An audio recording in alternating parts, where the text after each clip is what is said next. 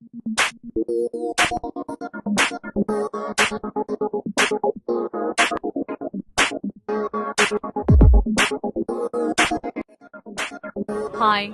this is Crypto reporting for Decentro Media at the World Blockchain Forum in London. I'm here with Robert Scott from CarSmartt.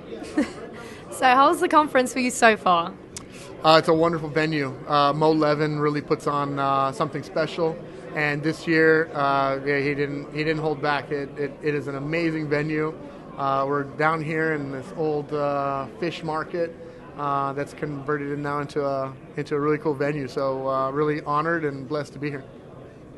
That sounds like you had a good time here, to be fair, so that's good. Yeah. So your company is, a lot of people compare it to Uber, if you don't mind that comparison. No, not at all. So it's more like an Uber, but with blockchain. What is the benefit of that?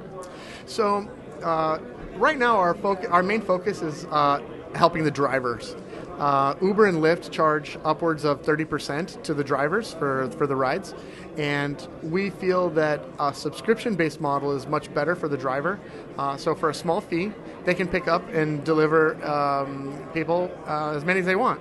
And so that 30 to 40% extra income can really change somebody's life. You know, a lot of these people are doing this full-time, and on average, the full-time Uber and Lyft driver are making around $3,000 to $4,000 per month. So that extra $1,000 to $1,500 to a lot of people can change their lives. And so, you know, this is something that we really are, I guess, is the focal point of our business model. And then we have other features, obviously, that augment that as well. That's amazing. Helping drivers always seems a good shout. And 30% on top is great, to be fair. It's a really good shout. And you have a new feature, which is Take Your Ride. Can you tell me more about that? Yeah, so we launched today. We launched the ICO today, and we came out with the news that we are bringing the rental car market to ride sharing with a feature called Take Your Ride. So if you have affluent people like yourself and like myself, why not have all of your information already uploaded into the blockchain, like your insurance, your credit, if you have a credit card, all of these things can already be uploaded there. And when you call for a driver, you can push the Take Your Ride feature and take the driver's car. Obviously, you would go around the car, check to see if there's damage, check the fuel gauge. You know, these are normal things that you do at a rental car company. But without that painstaking way of renting a car, taking a tram, a bus, walking to where the rental cars are, and then filling out all of that god-awful paperwork, initial here, initial there, sign here. I mean, it really is kind of redundant, right? I mean, once they have all of your information, why not just sign again, right? And so we feel that this is going to be a feature that a lot of travelers are going to use because it just eliminates all of that pain. You arrive to an airport, as an example, you call for the driver, he arrives within 5 to 10 minutes, like Uber or Lyft, how they normally would operate, and you take the car. He finds his own way back or wherever he needs to go. But for him, you know, now he's got his car rented for the next 3-4 days. And actually Lyft has instituted something like this in a sense that they're actually allowing you to rent a vehicle. So they'll give you even a car to go out and do pickups. And so we feel that this is going to be something that everybody's going to want to, that most people are going to want to use this feature.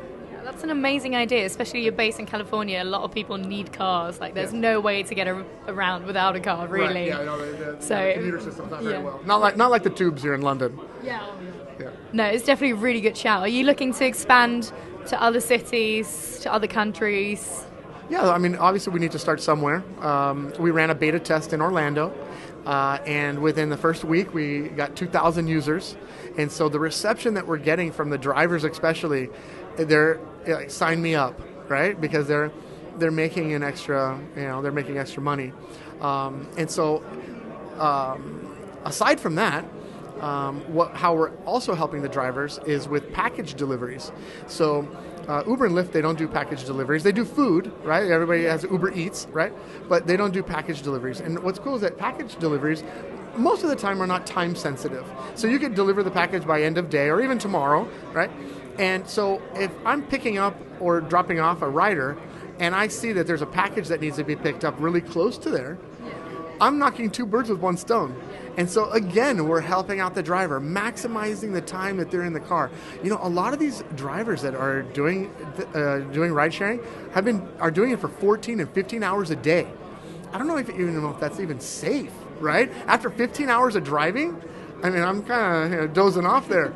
So, we really want to help out the driver, and we feel that not that they're getting it stuck to them, but they have no medical insurance, and they have to take care of the car themselves. Those are other fees that maybe people haven't thought of when they start doing that sort of job. I mean, that's an amazing idea as well with the package delivery. So that's a really good feature that people really can make good use of.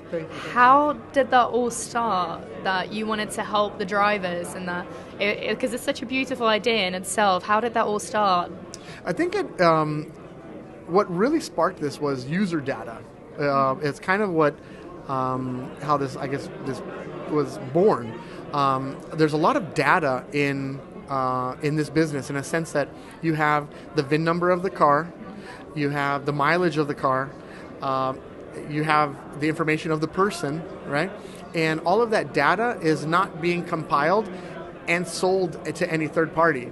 And so we kind of started with that and said, hey, we need to find some way to do the data. Upon learning everything, we're like, we really need to help out the driver. And so then we spearheaded our marketing with that. We said, what?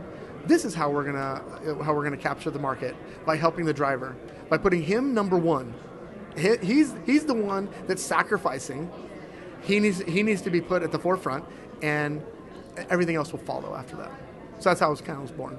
That's an amazing idea. I'm glad you're doing really, really well. Thank you. Thanks so much. I hope it expands a lot further, and when I come to America, I'll definitely make good use of it. Oh yeah, no, we've gotten great reception. Like I said, we captured users in Orlando very quickly.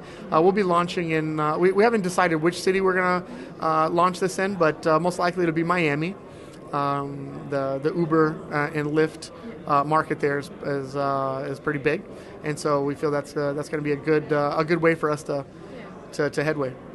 So you're basically the Uber of the future. We feel that way. I mean, if you look at a lot of companies, I mean, there's companies like Netscape that used to be the biggest, search engine, and they got gobbled up by people afterwards. So, just because you're the biggest now doesn't mean you're going to be the biggest next year. And so, we're chomping at the feet. Thank you very much for interviewing with me. It was lovely. Watch out for CarSmartt, I'd say. This was Crypto from Decentro Media. Thank you very much. Before you move on, make sure you like and share this video. It really helps what we do. Decentro Media is on the ground, face-to-face with the heart of the blockchain industry to find the best project, the people behind them, just for you. So make sure you subscribe and ring the bell to get alerts when we publish about awesome blockchain projects or interview inspiring project leaders as we track the decentralization worldwide.